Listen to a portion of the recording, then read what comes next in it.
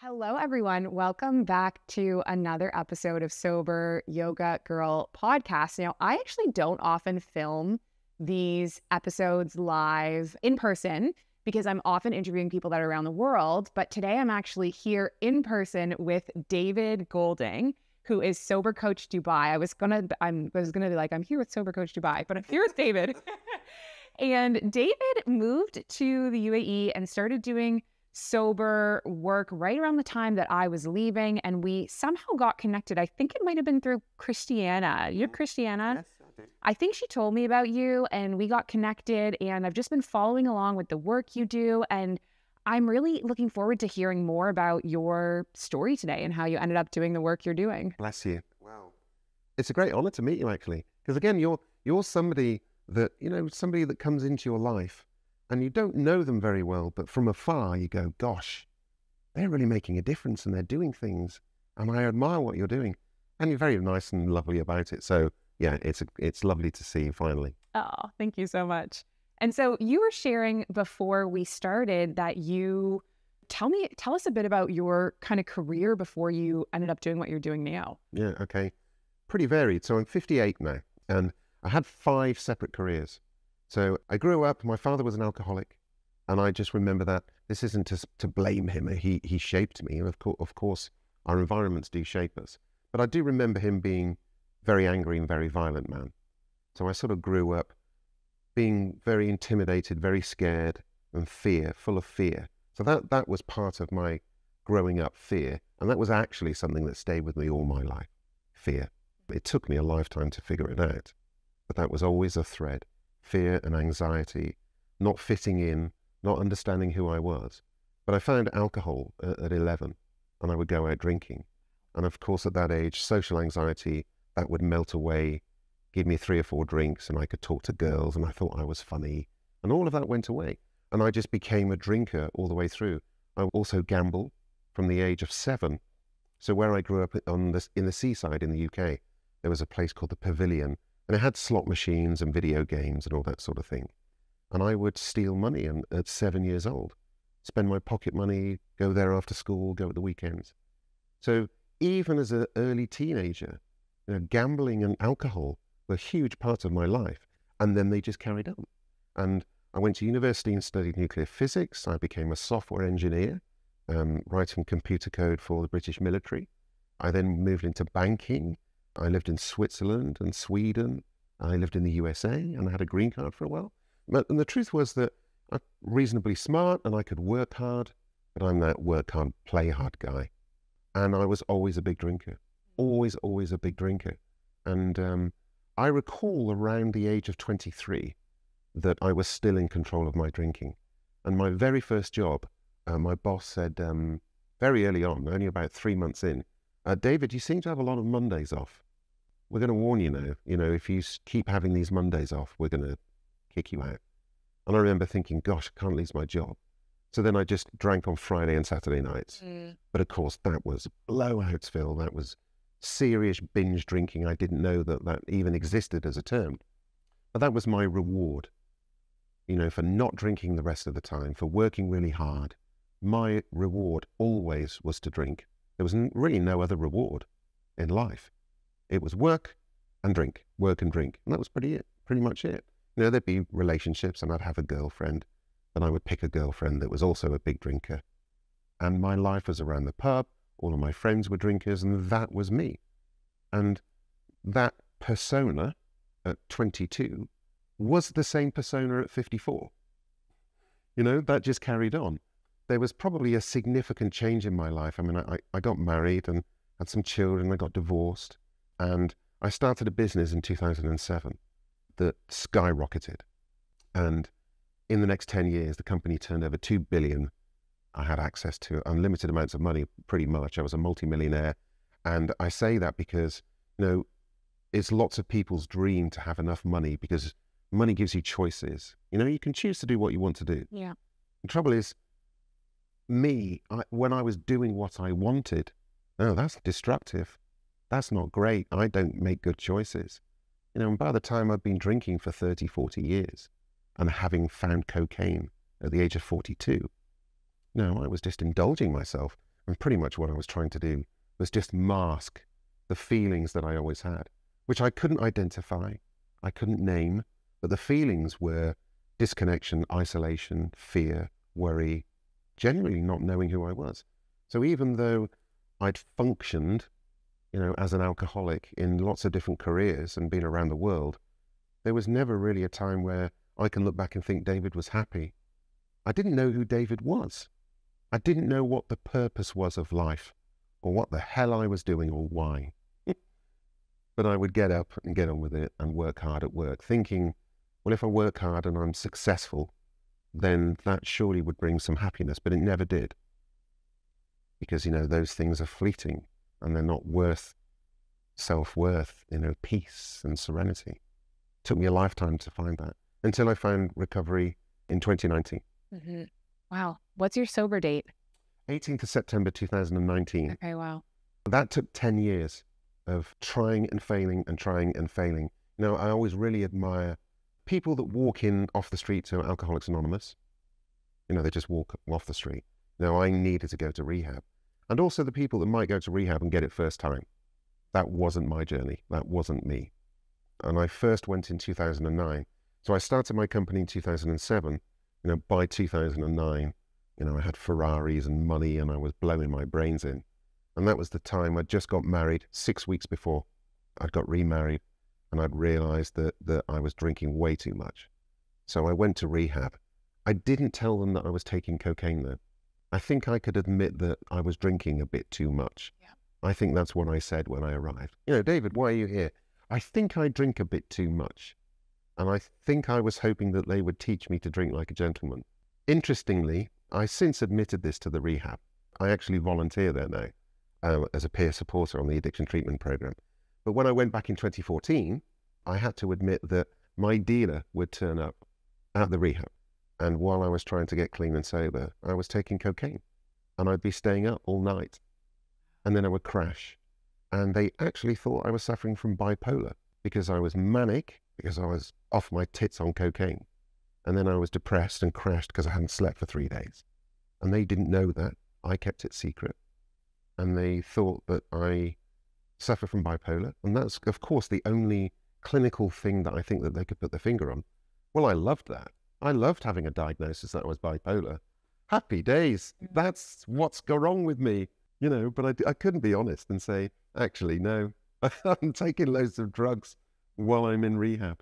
Yes, I was completely insane in that decade, really struggling to cope with life, becoming overwhelmed very often. And, for me, when I became overwhelmed, I would run away.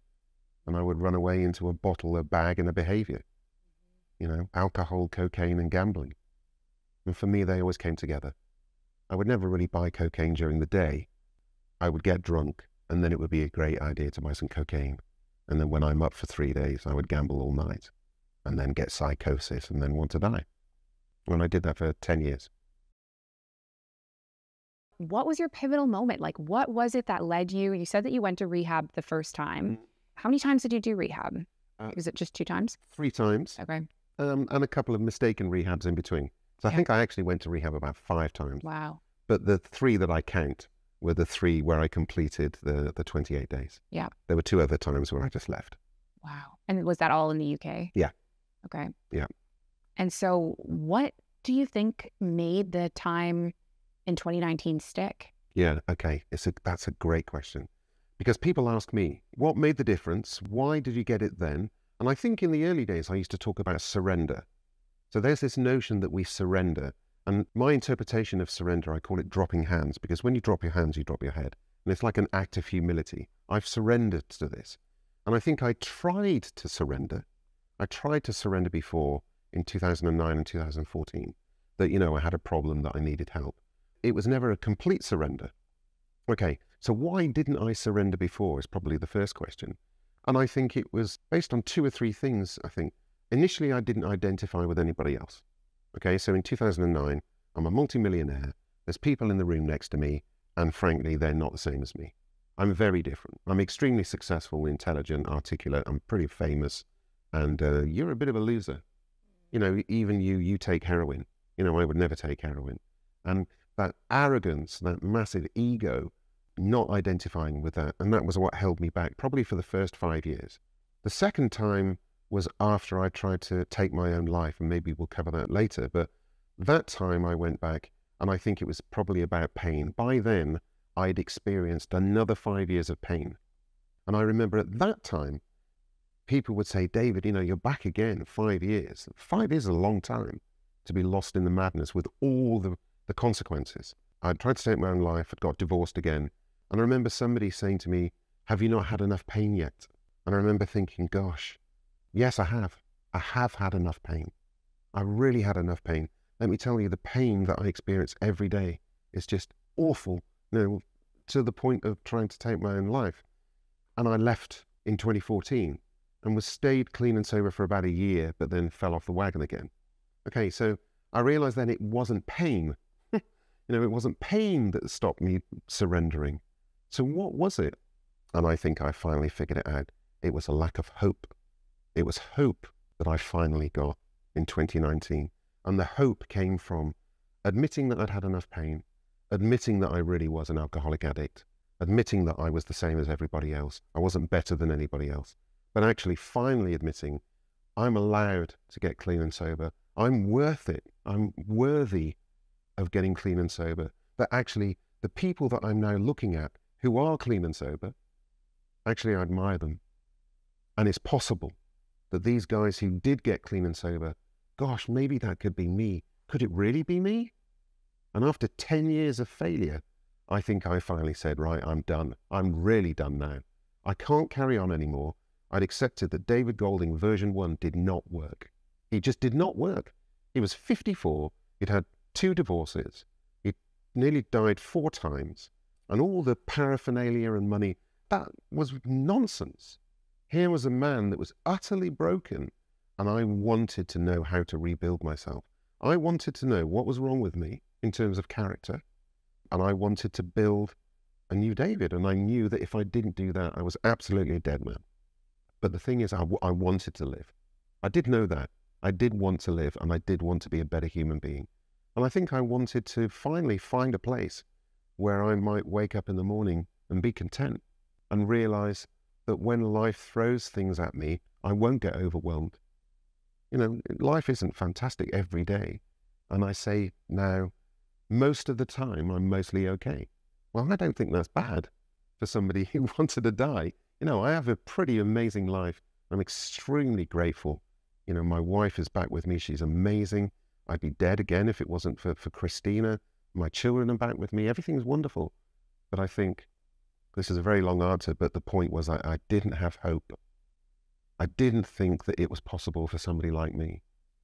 Until finally, I thought maybe it is possible. So I think when we work with clients and when people look at their own lives, the first thing is to look at yourself and understand the consequences that are going on. Maybe you've had enough of the consequences. Maybe you have had enough of the pain. But what might hold you back is thinking that you can do it. And actually, you can. Everyone can. Took me 10 years to find that out. I love that answer because when I was around 100 days sober, I had an opportunity I met one of my idols in recovery. His name's Ralph Gates, and he wrote a book about, yoga and in his sober journey. But anyway, I was on a training with him and I had to write, a talk about something I'd learned in the last 100 days. And I couldn't figure out what to come up with. And I ended up going with this theme of believing in your potential. And I talked about how people always say, how did I maintain my sobriety that time after so many years of thinking about it and saying I'm going to stop and then going back? And it really was, it's another thing hope. It's believing in my potential and seeing that potential beyond that present moment. Completely. There's probably one other thing for me that got me into the rehab. And I know what that was. That was an emotion. So this isn't part of everybody's journey. I think the common things of most people's journey, I think, are looking at the consequences and having hope. Have you had enough pain? Is there hope? But for me, why did I end up going back in 2019? Well, there was an incident. And I don't mind sharing that incident, which was that I'd split up from my wife, my lovely wife that I'm married to. Basically, I'd picked arguments with her on purpose so that I could leave, so that I could carry on drinking and drugging. Because, it had come to a crescendo. It was all out in the open. And, I made her very ill. So I'd picked an argument. I'd moved out. I'd rented a house. It was empty. There was nothing in this house, and I'd moved into it. And I remember thinking, what on earth have I done? You know, I'm 54. I'm in a bloody empty house. I'm not with the woman that I absolutely adore. And I did, but I just couldn't cope with life. And so I called my sons. And my sons at the time were about 18 and 22. And I called them round and said, boys, can you come round? I don't want to be on my own. It was a Saturday night. And my sons came round. And, well, that's a party now, isn't it? You know, for me to feel better about the situation I'm in, I think I want to have a party. That's the only way I can cope with the horrific feelings I've got of the loneliness, the isolation. I've done it to myself again. So I bought a load of booze. The boys had a couple of drinks, but I was really getting smashed. Wine was my thing. I was probably 2 or 3 bottles of wine in. And then I had the genius idea of buying a load of cocaine. I called a dealer, got 10 grams of cocaine. And then this is the moment. I went into the kitchen and I racked up a load of lines of cocaine. I called my sons in and they were horrified. And I said, you will not be a man unless you know how to take cocaine. Let me show you. And that gets me upset because the emotion is disgust for me. I think of all the other things that had ever happened to me, I don't think I was ever quite disgusted with myself to that level. And my sons left. And I thought, oh my God, what have I done? And I actually went into the garden to hang myself. And I thought, and I heard a voice and it just said, don't do this. You've got 2 lovely sons. What are you doing? And I called the rehab the next day and said, I need to come in and I need to come in tomorrow. Now, this is the rehab that I'd been to twice before. And I turned up and a lovely lady called Jill said, David, you're back again. What do you want? You know, what do you want of this day, this time sort of thing? She wasn't rude, but what do you want? And I said, I want peace. And you know, the fantastic thing about that rehab, and that's why I volunteer and I always will, they didn't say, get out. They didn't say, you're a failure. They didn't say, you've tried and failed for 10 years, so we give up on you. They never gave up on me. And they were right not to, because I got it. I knew then what I needed to do. I had enough pain. I was utterly disgusted with myself. And it wasn't that I hadn't caused enough pain for my wife. Gosh, I really had. And all the other impacts.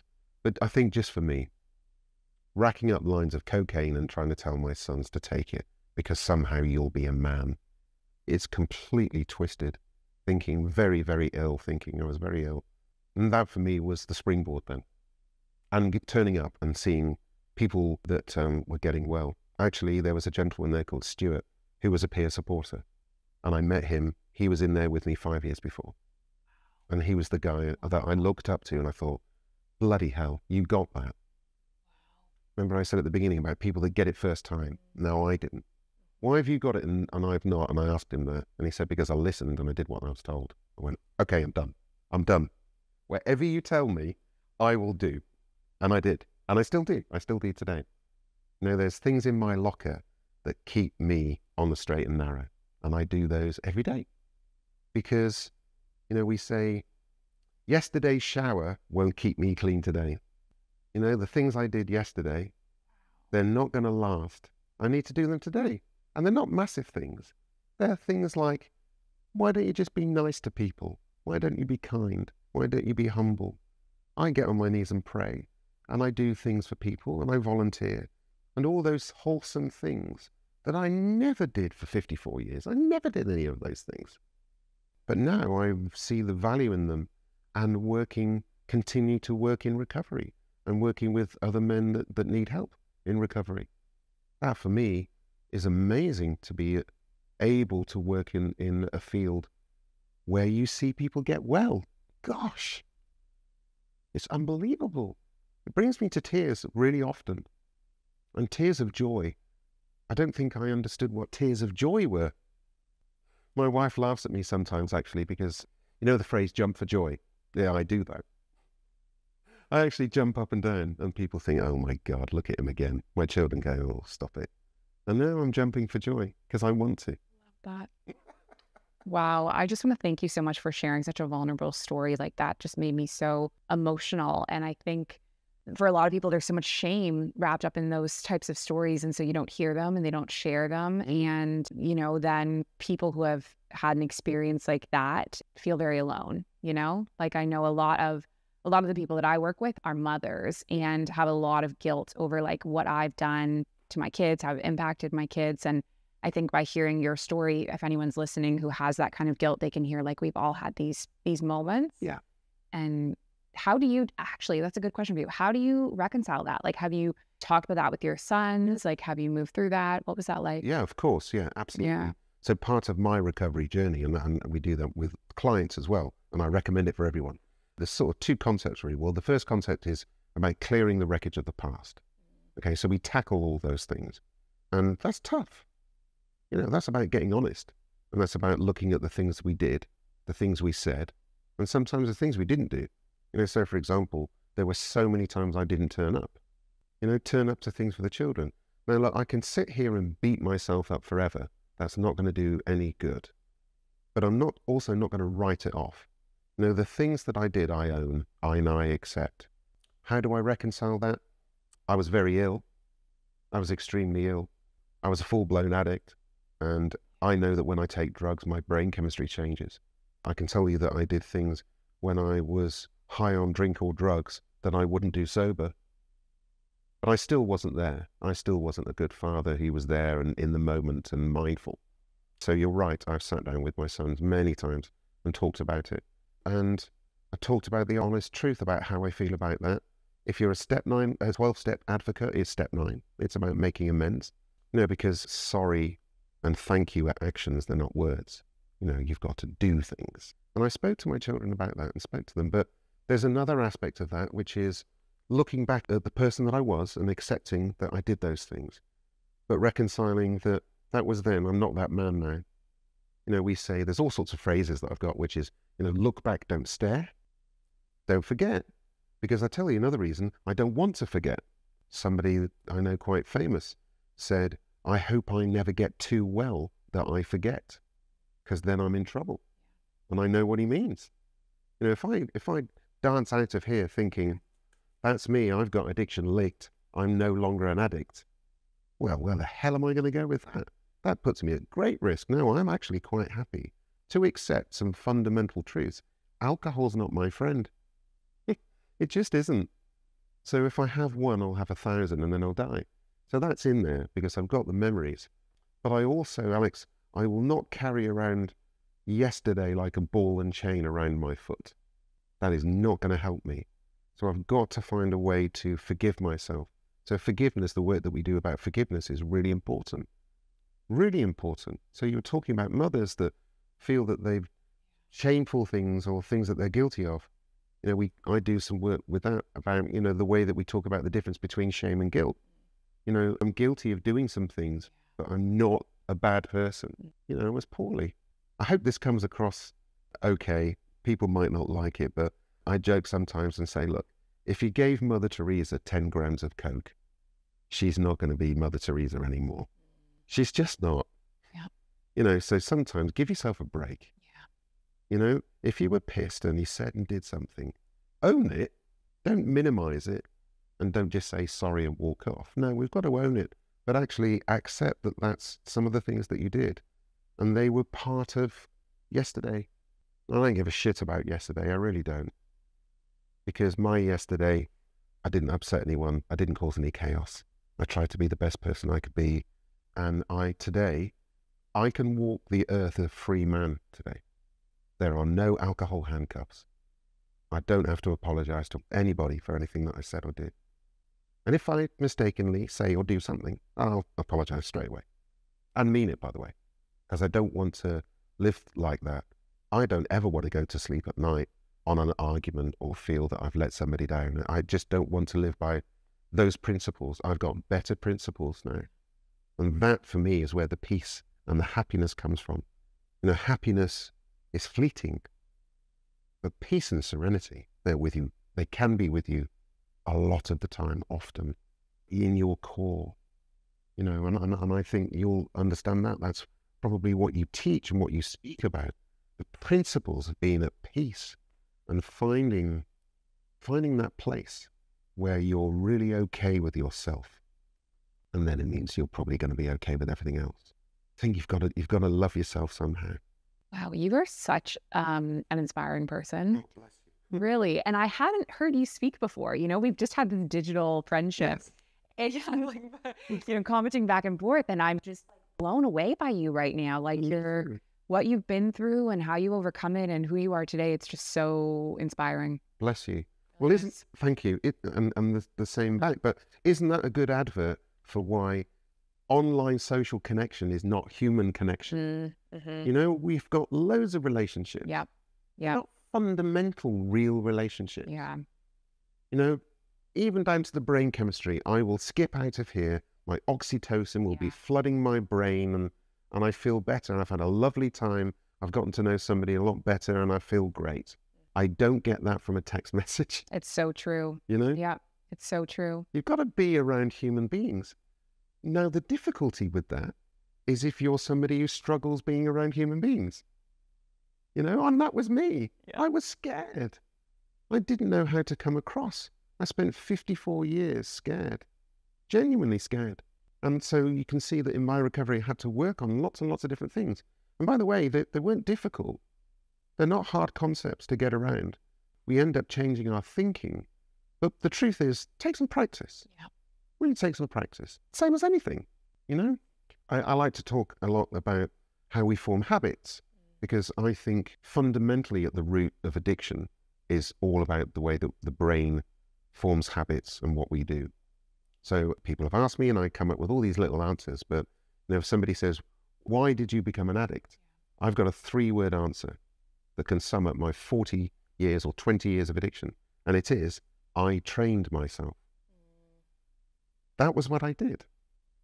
For 30 years, when I had a feeling, I would go and drink. Yeah. That's a training course. That's amazing. That's Malcolm Gladwell's book of 10,000 hours multiplied by 5. Yeah. I'm a great expert at training myself to run away. Well, I had to train myself to pause, think, is this something I need to accept? Is this something I can do something about? Do I need to ask for some help? Do I just need to sit with it for a minute? And in the first few weeks, that's harder than it is now. Practice. Practice makes perfect. And I'll never be perfect because I'm a human being. But I can be pretty darn good. Mm-hmm. And I'm all right with that. There's definitely peace that comes with that. Wow. So tell me about, okay, so you've been through this journey. You've succeeded in 2019 with becoming sober, staying sober. How did you end up pivoting your career and how did you end up in Dubai? Like, tell me that.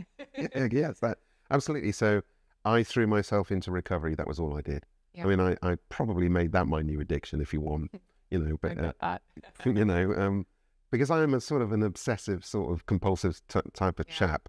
I will get obsessed by things, and that's in the nature of me.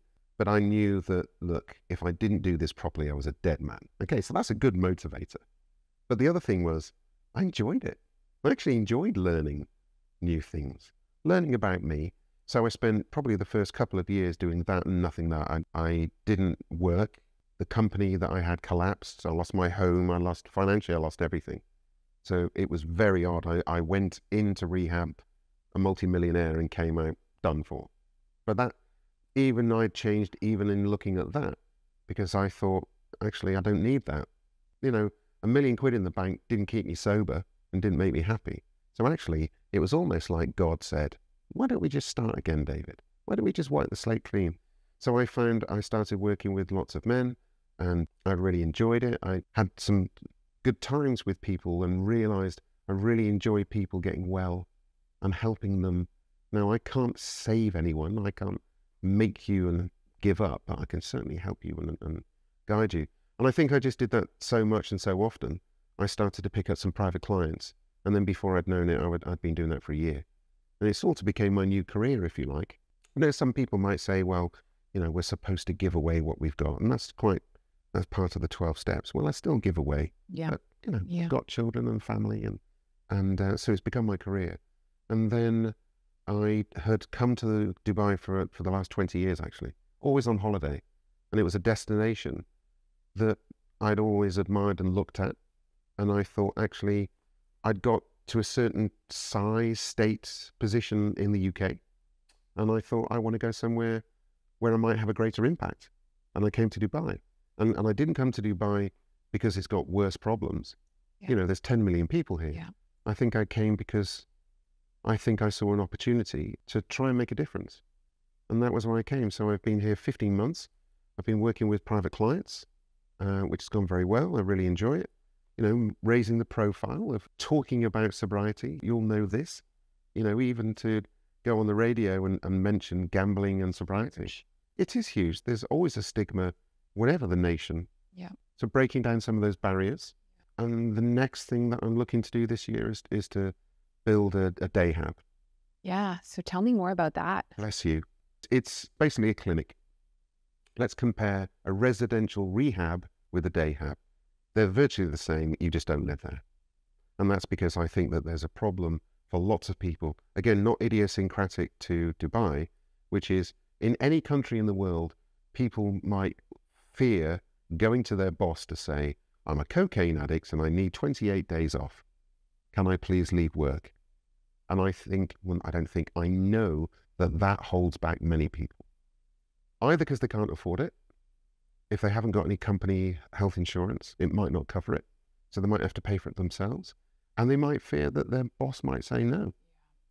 You know, if you haven't got company health insurance, what are you going to do? So at the moment, lots of people, you can walk into Cocaine Anonymous or Alcoholics Anonymous, and I admire anyone that does that. And anyone that ever speaks to me and says, you know, David, how can you help? One of the first things I say is, go to AA. It's free. It's amazing. And I still go to meetings every week. But if you're in this position where you're a bit stuck, what are you going to do? Rehab's not an option. What have you got left? And that's where day hab comes in. So you don't need to leave your family. You can live at home. You can still go to work. That day hab will run at the weekends and in the evenings. So there's a 9-week program that people would come, and they would come every week and spend quality hours and stay connected. And I would build and show you a community. And that's what we're trying to build here. So I've just got the plans for that. I'm getting some offices. I have to go through the Dubai Health Authority to get a license, but that's happening. That's incredible. It's so incredible. And, you know, it is so needed for this region. Like you said, like we were chatting earlier before we started the episode about me and different places I've been in. And I feel in the UAE, like I can really have that impact. As you say, I feel like there's people that are needing this kind of thing. Like even this retreat that I'm running this weekend, it's not exclusively a sober thing, but it has like 20 people booked, you know, because people are seeking an alternative to the norm of like the partying lifestyle, and there just isn't much there. Yeah. And so I think it's incredible that you're here, and like the impact that you can have if you're able to set up that day hab. I think it's going to transform people's lives. Bless you. Well, yeah. We were also talking about, you know, the ripples that we have. I love meeting people who inspire me when they put effort into the upward spiral of humanity. You know, you're spending your time with people teaching positivity and good things. And out of that, those ripples, they go. They're multi-generational as well, by the way. You know, I do know, I'm not saying about me, but there are certain people in recovery that might have died. Well, they'll get married and have children, and the children's children. I mean, it really touches me. What can happen now goes through time. It's not just space. It's not the width, it's the depth. Yeah. And I like the idea of that, but I do just like the idea of positivity, that connection of humanity, of trying to do something that bloody matters. You know, I did a lifetime of stuff that didn't really matter. Yeah. You know, I wrote software and it's in the bin, and who cares about software? Now, this is about human connection and talking about it's okay sometimes not to feel okay. And that doesn't make you a shit mum or a shit dad. But what we can do is work on ourselves and try and be better and spread some positivity and walk down the street tomorrow and say good morning to someone. Smile at people. Fuck, it's free. And it makes a massive difference. I like those things. You know? I like being that guy. I like being the person that wants to smile. Look at you smiling. You know, it's good. You know, it's nice to smile, isn't it? So, you know, I think that's the world that I want to live in. And I don't mind being a part of trying to create that world. That's my responsibility to be part of that. I can't just take out of the world like that, can I? I want to give back to that world. Yeah. And that drives me, and again, means I'm a free man on this planet and I can go to sleep and wake up in the morning and look forward to what's going to happen tomorrow because there's positivity involved. And I also know that when there's catastrophe or when there's problems or malevolence, I know I can cope with that. I know I can cope with that. I know that I will never have to have a drink or take drugs or gamble to soothe the way I feel. There's a different way to do that. Nobody needs to do that. Nobody needs to ever turn to drugs or alcohol to get over how they feel. You might think that that's just a throwaway comment, but it's true. We don't have to. We might sometimes find ourselves in that place, accidentally, by practice, by circumstance or whatever. But, you know, the life on the other side of the wall is sunny. The sun comes out every day. It does. Beautiful.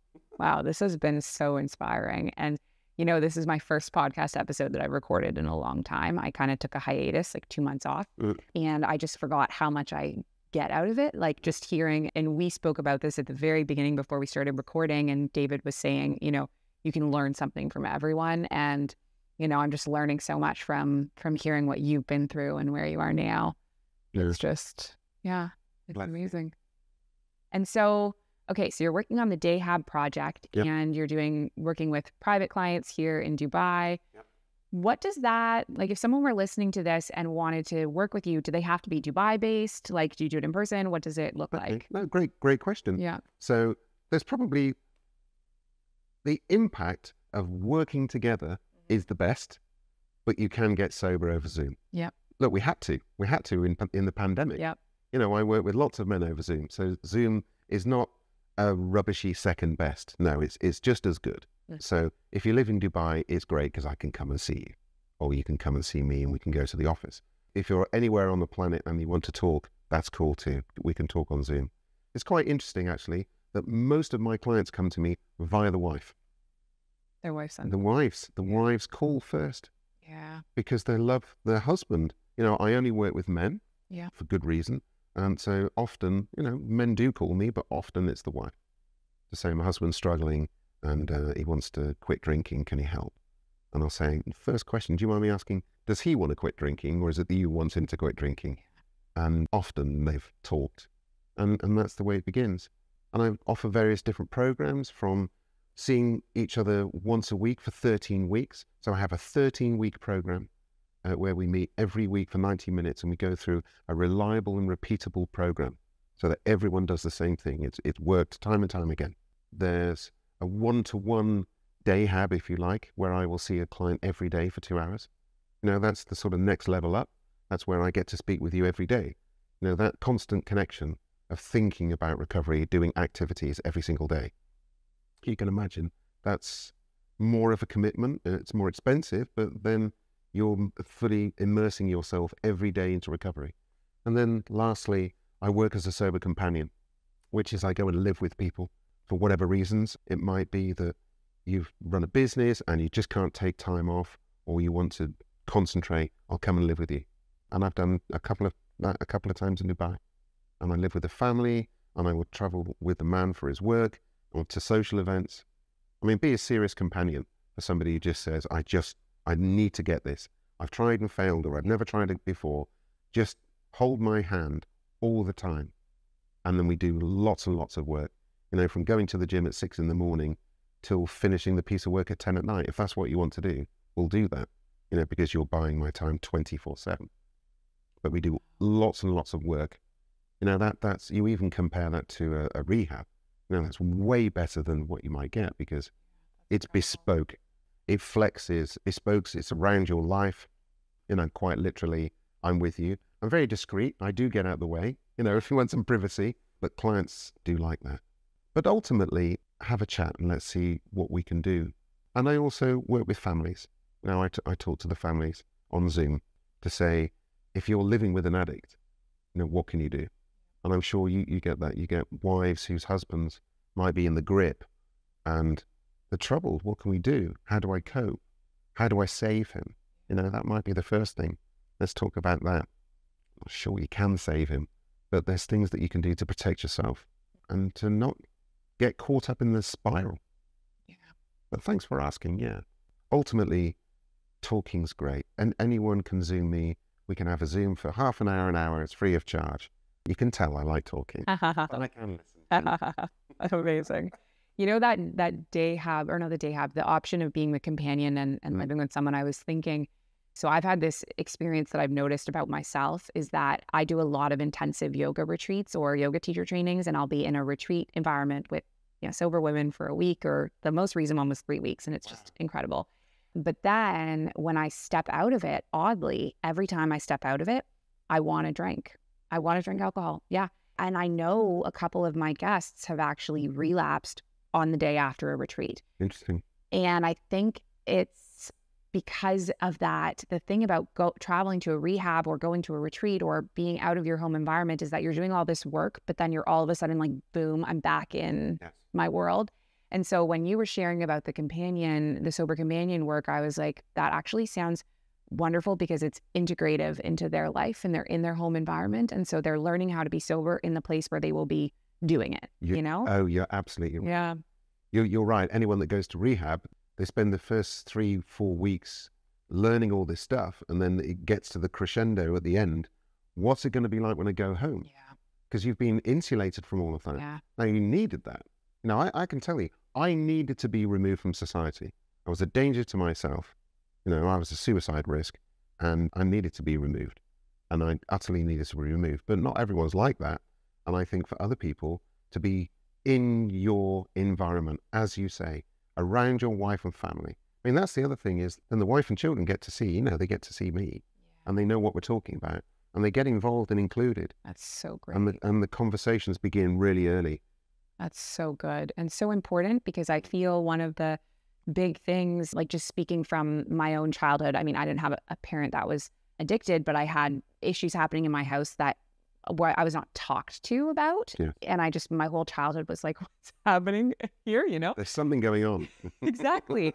And I just think that's so powerful for kids to be fully in the conversation of like, this is what your dad is working on right now. This is what we're doing together. It's so amazing. Yeah. Well, look, there's no stigma. Yeah. It's not a shameful thing. Yeah. We're fronting it up. We're talking about it. They can see their father getting well. That's incredible. At the end, what was nice, the last client I was with, I worked with him, it's always 30 days. And he said, can you just stay for a few more days? And I said, that'd be really nice. And we just played paddle. We both learned how to play paddle as part of his recovery. And I just stayed because then I was a guest and a friend sort of thing. And he said, I don't really want you to go. And I said, well, I don't have to. And he said, well, would you stay for 3 or 4 days? Okay. That's really nice. And again, all those conversations, there's probably the last thing to mention about the difference between a rehab and something like that is that, the husband goes to a rehab and the wife's on her own for 28 days, not getting any support, any support, any education, anything. And then the husband comes back, surprise. And, in rehab, we were getting all those hours of work, whereas living together as a sober companion, again, all involved. It begins everyone improving. Yeah, that's amazing. Yeah. Wow. That's cool that you've broken that down for me, actually, because I've seen that before on your website and I was wondering like what that would look like. I have one question for you about it. Yeah. If you're going to events with a client, how do you do that like discreetly? Or is the client upfront like, this is my sober companion? Or like, how is that navigated? Yeah, I've had in Dubai, one client was upfront about it and said, I want to tell everyone because I want to be accountable. I want it outed. Yeah. So he was okay. The other one said, I want this to be kept a secret. He was a Muslim. Yeah. And because of his culture and the people that he knew. So interestingly, because I would go to his office every day. Yeah. My background was in IT. So I'm an IT consultant. Mm. So I was working on a very specific project to do with data analytics, to do with their work, their business. And I talked about that. But because I was working there for 30 days when I went to social functions, he would say, this is the IT guy. Ah, that's very smart. And so I guess some people must have known, like the high up people must have known your role, or maybe he was the boss. Yeah, no, one person in each instance because they were the right-hand man. So they right. Yeah. Nobody else knew. Yeah, that's amazing. And people would see me working and have a laptop. And, that's so incredible. They just thought I was doing IT.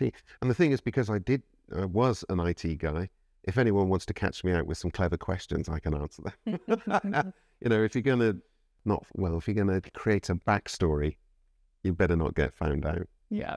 Yeah. Wow. That's so cool. This has been super cool. It's been really amazing and inspiring to just hear more about you, your journey, the work you do. I have one more question for you that I like to end on. I like to ask if you had any piece of advice or any wisdom for someone who wants to start out their sober journey, what would it be? Gosh, okay. There has to be that moment where you begin. I mean, it sounds just silly, but we can imagine beginning things and plan for it and make the decision even. But there is the day that you've got to put your toe in the water and then jump in. So I was taught this story, which is there are 3 frogs on a log and one decides to jump off. How many frogs are on the log? 2? No, it's 3, because he only decided. He didn't jump. And that's what I think recovery is about, which is you can make the decision, but we've done that 1,000 times. I'll give up tomorrow. Tomorrow never really comes if you were like me. So I think the decision about I need to do this, and the best way to do that is just to make a phone call. Is literally to begin with the smallest, tiniest thing. Yeah. And reach out to somebody and be accountable and say to somebody, I'd like to inquire about quitting drinking. Oh, you don't have to admit that you're an alcoholic. That's all irrelevant. It's about if we decide that we want to embark on any sort of change, there's going to come the day where you take that first step. I call that the infinite journey. Okay, because let's say you're gonna walk to the mountains. That first step from 0 to 1, 1 divided by 0 is infinity. That's the infinite journey. When you take step 1 to step 2, it's just 100%, and step 2 to 3 is 50% more, and suddenly it's getting smaller and smaller. The first step is the infinite journey, and that's why it's so bloody difficult. So take the step to break the infinite journey, because that first step is not the solution, but it's the beginning to the solution. That's how I feel about it. And that held me back for 10 years. I'm too scared, but there was a day there where I was ready, and I wished times when I was nearly ready that I just said, oh, let's just begin, for God's sake. Yeah. And I think it's beginning. Beautiful. Wow. So inspiring. I want to thank you so much for coming to Dubai, for being on the show and just getting this opportunity to connect. It was really fantastic. Thank you very much. I really enjoyed myself, and thank you for being a great host.